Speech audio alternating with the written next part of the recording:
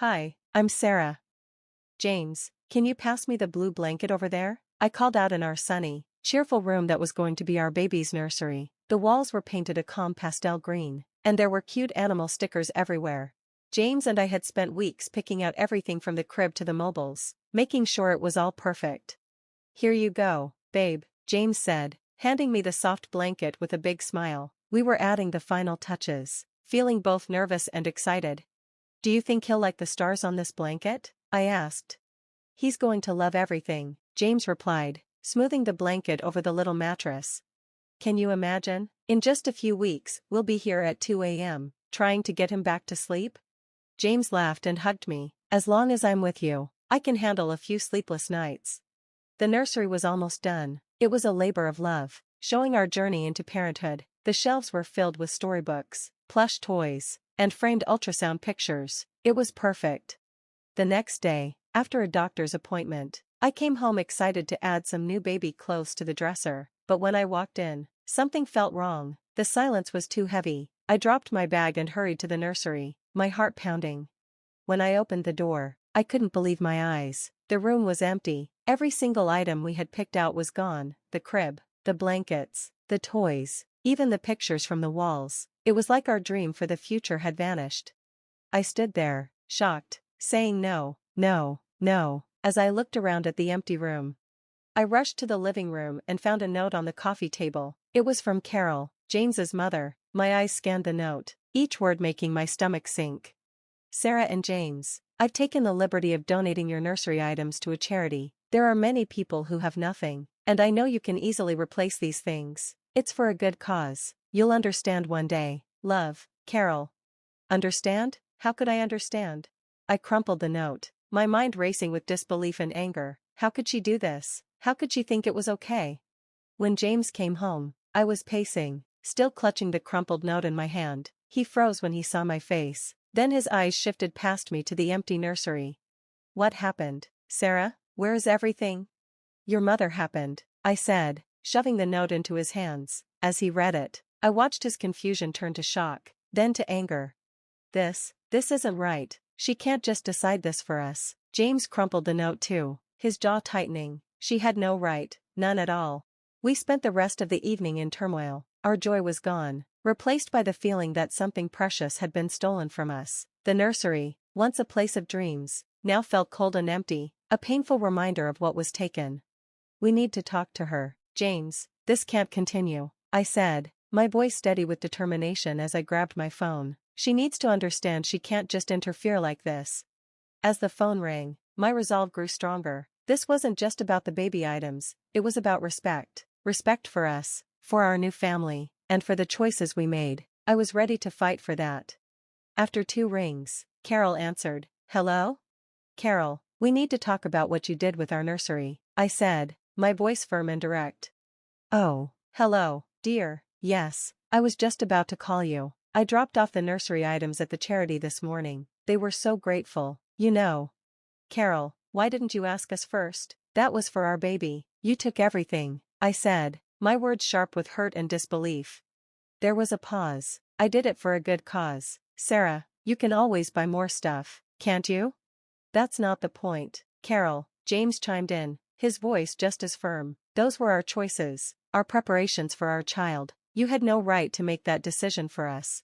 Carol sighed on the other end, her tone dismissive. James, when you see the bigger picture, you'll understand. There are so many families who have nothing. We're blessed, and we should help where we can. I thought you'd be proud. I'm not proud, Mom. I'm hurt. You crossed a line, James said, his frustration clear.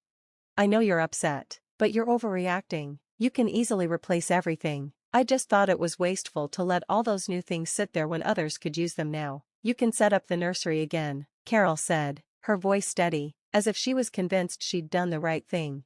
That's not your decision to make, Carol, I snapped, anger surging through me, gripping the phone tighter. You've taken something from us that we can never get back, the excitement and joy of preparing for our child. How can you not see that? There was a long silence on the other end before she finally responded. Sarah, James, I did what I thought was best. If you're this upset over a few items, I'll help you replace them, but I won't apologize for helping those in need. That's not what this is about, Carol, I replied, shaking my head even though she couldn't see me. It's about respect and boundaries. James took a deep breath, sounding exhausted as he spoke, more to himself than to his mother. We'll talk more about this later, Mom. Right now, we need some space. As we hung up, the air between us felt thick with tension. It wasn't just about the missing nursery items. It was about the deeper issue of our feelings and choices being completely disregarded. James, what are we going to do? I asked, feeling drained. How do we make her understand? We set boundaries, Sarah, clear, firm boundaries. It's the only way, James said, his voice resolute, as if he'd made up his mind. That night, we sat down and wrote a letter to Carol, carefully outlining our feelings and the boundaries we needed to establish. It wasn't just about the nursery, it was about declaring our independence as a family. We valued her as part of our lives, but we couldn't allow her to overstep the way she had. We need to make sure this never happens again, for our sanity and for the well-being of our family, I said, sealing the envelope. Yes, James agreed, taking my hand, for our family. In this emotionally difficult time, we found comfort in the support of others. James made the first call to his Aunt Susan, who had always been a strong presence in our lives. His voice was hesitant but hopeful. Hey, Mom, he began, speaking to his aunt as we both sought a way forward together. We had a bit of a situation at home, James explained. It's about the nursery. Susan's response was immediate and full of empathy. Oh, you two must be devastated. What can I do to help? Her kind words felt like a balm, and soon, our community began to rally around us. Friends and family didn't just offer sympathy, they showed up with real support. Baby items started arriving, some brand new, others lovingly handed down, each with its own story and meaning attached. One afternoon, our neighbor Linda, whom we had barely spoken to before, arrived with a beautiful hand-knit blanket. I heard what happened, dear, she said, her eyes soft with understanding. I wanted to give you something made with love, something that can't be taken away so easily. James and I spent our evenings sorting through the items, each piece not only helping to rebuild the nursery but also healing our spirits. The response from our community was overwhelming, each act of kindness weaving a tapestry of support that held us up during this challenging time. We're so lucky to have people who care about us, James murmured one evening as we set up a new crib, donated by my cousin Ellie. I know, I replied, feeling a deep sense of gratitude. It's amazing how much love there is around us. The nursery slowly came together again, different from the first, but filled with even more love, if that was possible. One Saturday, we invited everyone who had helped us to a small barbecue in our backyard to express our immense gratitude. The afternoon was filled with laughter, stories, and the smell of grilled food. As children played in the yard, Ellie came up to me with a plate of food, smiling. How are you holding up, Sarah? She asked. I looked around at the gathering of friends and family. Better now. It's hard to stay down when you have this much support. That's what family and friends are for, she said, giving me a gentle hug.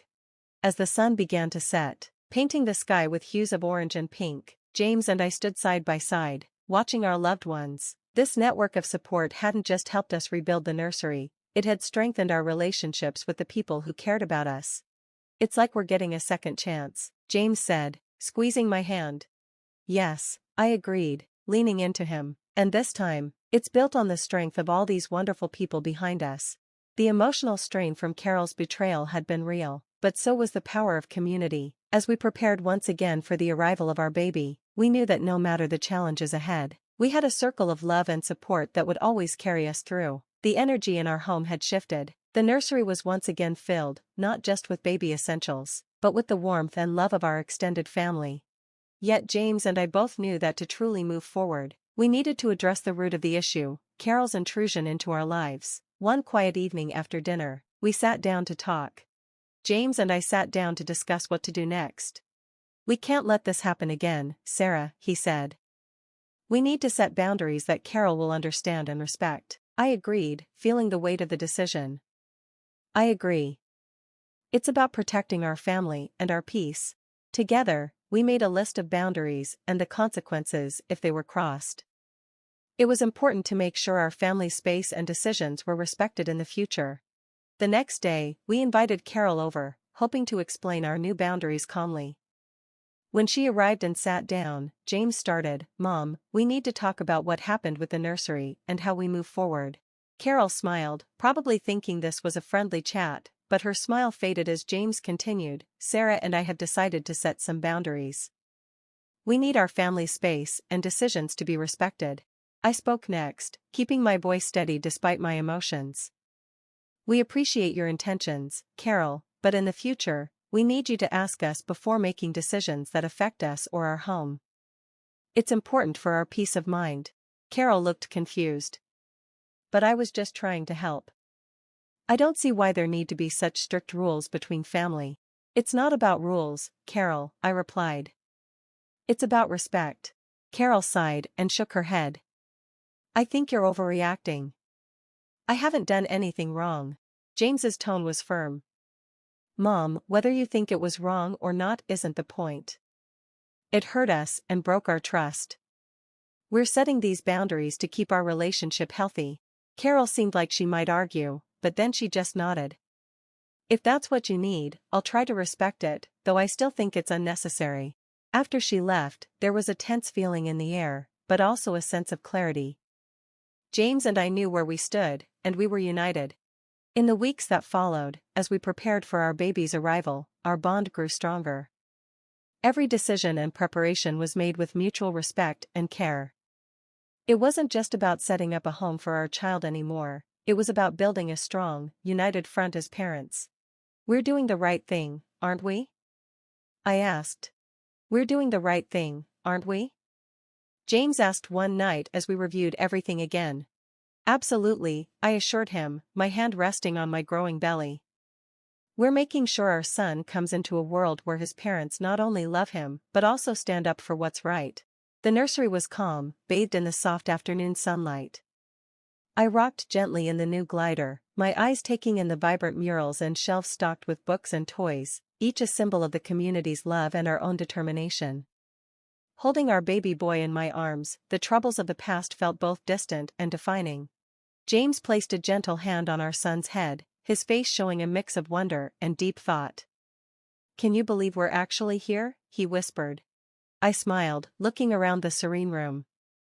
It feels like a dream, but I know the journey to get here was very real. We went through a storm that tested our strength and taught us what it means to be a family. Reflecting on the situation with Carol, it was clear how much it had influenced our approach to relationships and boundaries. It's strange, I said aloud, how such a painful experience led us to a place of strength. Setting those boundaries with your mom was hard, but it feels right. James nodded thoughtfully. It taught us how to protect what's important and stand up for our family. I think it's made us stronger, not just as a couple, but as parents. As the day turned to evening and the first stars appeared outside the nursery window, James and I shared a quiet moment of gratitude. We were thankful for the challenges that taught us, for the community that supported us, and for the future we were ready to embrace as a united and strong family. And that's the end of our story, folks. I'd love to hear from you. If you were in Sarah and James's shoes, would you have set the same boundaries with Carol or handled it differently?